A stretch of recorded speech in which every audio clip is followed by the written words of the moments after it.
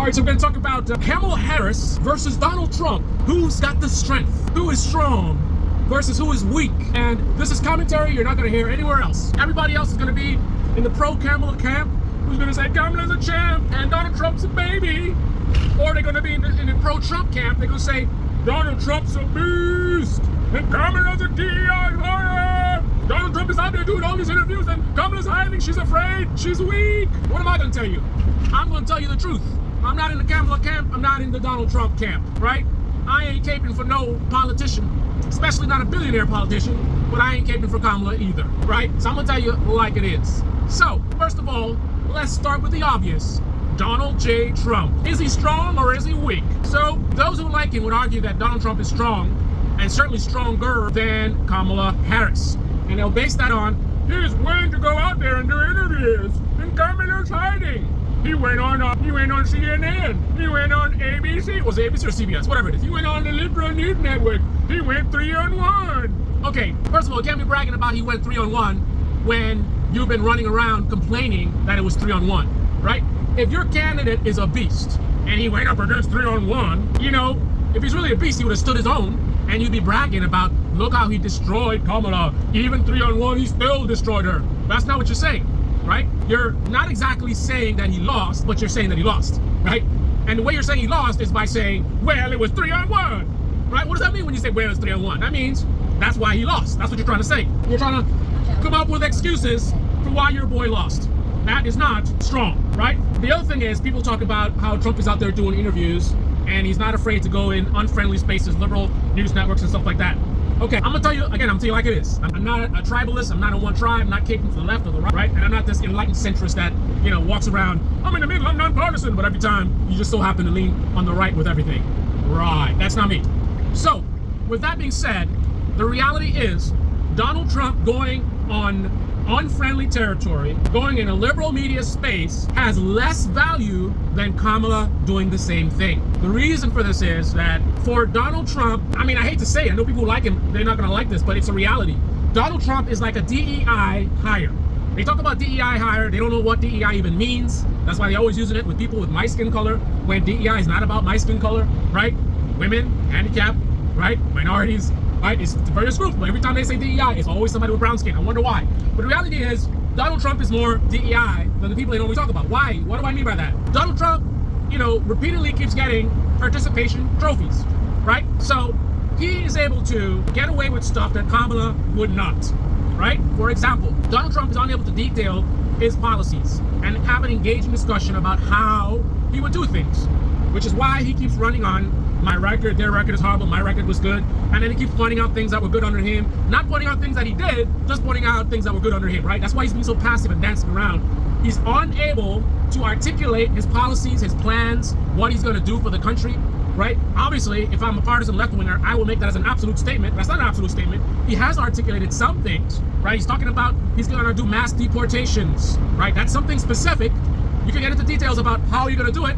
Fine, valid question. But still, he is detailing a policy. He's saying, I want to deport a lot of these immigrants, right? However, the reality is, in terms of how he's going to help the economy, he's unable to articulate that. He's unable to have an engaging discussion, right? But here's the key reason why he is getting participation trophies and why him going on unfriendly territory is not the same thing as Kamala. He can go on CNN, MSNBC, any of these channels, and he can obfuscate and deflect and don't answer questions and just keep saying whatever, drill baby, and just say nonsense. And to his base, that's gonna be base, right? They're gonna be like, yeah, he went on CNN and he cornered them and they didn't have anything to say when he asked them about COVID or whatever it is, right? So the standards are much lower for him. The conservatives give Donald Trump participation trophies all the time. He does not have to work hard for it. He can simply say, look at my record, drill baby, and spend a lot of time focused on how bad Kamala is, how bad the Democrats are. Not what I'm going to do for you, not really specifically why I'm better and what my strategy is going to be, what I'm going to actually do. No, just fear-mongering. The left, they're going to do this, they're going to destroy the country and this and that, and you're not going to have another country if I don't win, and this is the most important election, blah, right? That's all he's got. Right? But the bottom line is, again, he does not have to deliver on the substance. If he can just look powerful and listen, and that's wrong, and you did it, and no one died on January 6th, except for, you know, whatever, right? He can get away with that. Kamala cannot do that. Her base, now, let me clarify. You got the blue MAGA folks, there's different types of blue MAGA. Let's just say you got the ultra liberals who, they will treat her in a similar way to the way that I just described, Trump supporters treating Trump. The problem is that the Democratic base is much larger than that, right? Obviously on the right, you have the establishment folks who are going to vote red no matter what, right? You always got those people, right? But even the extremists on the right, they're voting for Trump, right? And they don't need substance. Trump can just go up there and whatever, and she's a Marxist, and they will vote, right? So across the board, Trump can get a lot of support on the right without delivering substance. Now, in contrast on the left, that will not work. Right now as it stands, with all the good stuff about how her campaign is going, there's a large group of people that will not vote for her based on her stance with Israel, right? So even as good as things are, major pushback from the stance on Israel. A lot of progressives have a lot of negative things to say about it. They look at her as an establishment candidate, whatever. So there's a lot of pushback. There is a good amount of people. That's why the election is really close, right? If the left was similar to the right, then it would not be even close. Kamala would be leading by a landslide. But because, unlike on the right, you have people that actually demand substance. Some will vote, not expecting much from her other than the stopgap, just to slow the bleeding kind of thing. But they're not happy with her at all, and they push back. And a good amount of them won't vote at all because they're just like, Kamala is another establishment, whatever. That's not the case on the right, right? People who think that Trump is not really going to do much, they're going to vote for him. That the MAGA is going to vote for him. The just average conservative who not really paying much attention, they're going to vote for him, right? They're going to vote Republican. So that is how he's able to compete without delivering the substance. But Kamala is going to have to deliver more than that. She's got a lot of highly educated people in her base, right? People with PhDs and doctorates and master's degrees and bachelors. So a lot of, high education level on that side. So they need a little bit more substance. Now, some of them, again, will vote for her even though they don't think that she's going to do much, because they would rather her than the alternative, right? Now, in contrast, when Kamala goes, if she goes in unfriendly territory, right, and she gets cornered on certain questions, like if she goes on Fox News, the right-wing media does have an ability to basically affect her votes on her side, right? So Donald Trump going on MSNBC is not really going to hurt him much with his base. Kamala going on Fox more has a chance of hurting her, right? Because her base will be watching, and if they ask her some question and she can't answer and she's not going to dive in too much, they're not going to let that slide as much as the right would, right? However, I would say, I believe, objectively speaking, both candidates are weak. Trump more so, but I believe Kamala is weak. Why do I say that? I look at myself in contrast. If I were running for office, I would be on Fox, CNN, MSNBC, The Young Turks, Tim Pool. I would be on every and anyone's show. Now, some may think that's a foolish move. I think that I would be running on something more solid and stronger than Kamala or Trump are, such that I believe I can withstand nonsense, right? Go on Fox News. I know they're gonna try to gang up on me and try to ask me certain questions that they know, are tougher questions, but I wouldn't be afraid of that. Bring it on, right? The difference with me and Kamala right now is definitely, in my view, running on some dishonest things. Nowhere near Donald Trump, but certainly some dishonest things. For example, she ain't gonna really do much in Gaza, in my view, right? But she knows she needs to pretend otherwise to get the votes. I wouldn't have that problem, right? I would be authentically running on what I'm authentically looking to do. And because of that authenticity, I don't have to hide. Kamala has to hide. Donald Trump has to hide. Well, not as much as Kamala, but he has to hide to some degree, right? I wouldn't have to hide because I wouldn't be lying to you. I wouldn't be pretending like I'm gonna do something I'm not. So therefore, you can ask me certain questions and I get all uncomfortable, like, oh, I don't want people to understand the truth of, no. If you're running on truth, if you have integrity, and if you're saying what you mean, who can you be afraid of? Why would I be afraid of Fox News, right? Now I know they can do some extremely dishonest stuff, right? But again, as a person who's not weak, as a person who thinks on my feet, that rhymes, right? As a person who is ready to fight, I would stand up, shoulders back, head up, right? And lean in.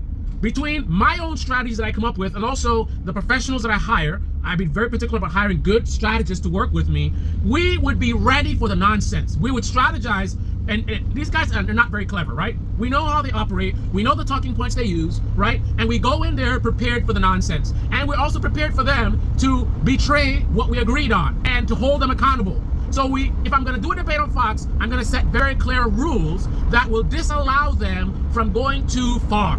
I expect them to be biased against me. I expect them to try to ask tricky questions. That's fine. I'm ready to answer tricky questions, right? Ask me whatever you want. But what I'm not prepared to do is to have you go all out in a dishonest campaign. Because, for example, you could ask Donald Trump all softball questions and ask me all difficult questions. right? So to the casual viewer, I have to kind of pause and think more about my answers, and sometimes it seems like I'm uncomfortable. Meanwhile, Trump is just steamrolling. I'm gonna do this, I'm gonna put them, right? So on a surface level, Trump looks way better than me, right? But I would set the rules such that would not be the case, right? There is a solution, there is an answer, there is a strategy in terms of what kinds of rules you could agree to. And even beyond that, because they could agree to rules and betray the rules, again, not being weak like Kamala or Trump, I could tolerate that as well. We agree to certain rules, they betray the agreement, and guess what? I hold their feet to the fire on the spot in the debate, right? I let the American people know, right? I let them know, first of all, I prepare them. I let everyone know very clear, educating them what we agreed to, right? And why we agreed to these rules, right? And I let them know ahead of time, if they betray these rules, we're not going to stand for it. We're not going to allow them to betray what we agreed to. My agreeing to this debate is subject to these terms. If they don't follow these terms, then we can't have a debate, right? I let them know. So if I go in there and they cross a line, and I make it very clear, so it's not kind of like, I'm not sure, am I kind of hiding or whatever, I'll make it very black and white, idiot proof, that people can see whether they're following the rules or not. And if they don't follow the rules, I will hold them accountable, right? Not like J.D. Vance when he gets called out for his nonsense, and then he, a stronger guy than Trump, you know, pushes back and, no, I want to explain this, right?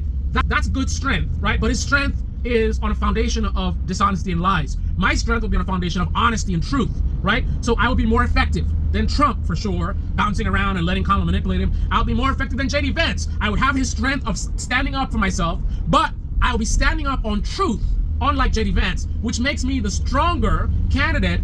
Trump versus J.D. Vance versus Kamala, I would stand stronger than all of these people. And again, the key element is the fighting spirit coupled with honesty and integrity. I don't have to hide from my actual positions, because I'm not trying to scam you into voting for me like Kamala is. I'm not trying to scam you even more for voting for you like Donald Trump is. What I say I'm running on, that's what I'm running on, right? And I would be standing not with the establishment, right? Not with the political parties. I'll be standing with the American people. I'll be very engaged with the American people, social media, talking back and forth, let them know exactly what's happening, let them understand what we're up against, and let them know I'm fighting for them, right? And so anything, any pushback, whatever they want to hold me to, doesn't matter. As long as the people who are voting for me are with me, that is all that matters, because I am running to fight for them. I'm running to work for them, not to work for the Democratic Party, not to work for the donors, not to work for the elites, to work for the American people. So as long as they're happy with my platform, right? And my platform is honestly my platform, I'm really gonna fight for. I have nobody to be afraid of, right? 3-on-1, 4-on-1, 5-on-1, I don't care. What difference does it make that they're not friendly to me, or that it's a bunch of them against me? As long as they don't go too far, which once again, we can set the rules, I would be prepared to go and debate anyone, anytime. I would not be like Kamala, so delicate that, oh, well, and I know why she's doing it, she's probably doing the right thing. You know, her going on Fox News probably wouldn't work out too well for her. It might, but it might not. It's risky. For me, not so much. I'm not saying like I'm a Superman and it couldn't go bad. It could go bad, right? I could fail at any point, right? But I think that I have a lot more chance of success, again, because of the unique campaign of running on not verbally integrity, right? Because people say, yeah, this is an honest campaign and we're for truth and truth social. No, actual practice, right? Truth in reality, truth in practice, truth in execution, right? Such that I don't have to keep promoting the truth. People will see the truth. They will hear and understand the truth, right? And again, I'm standing on truth, and I'm standing with the American people.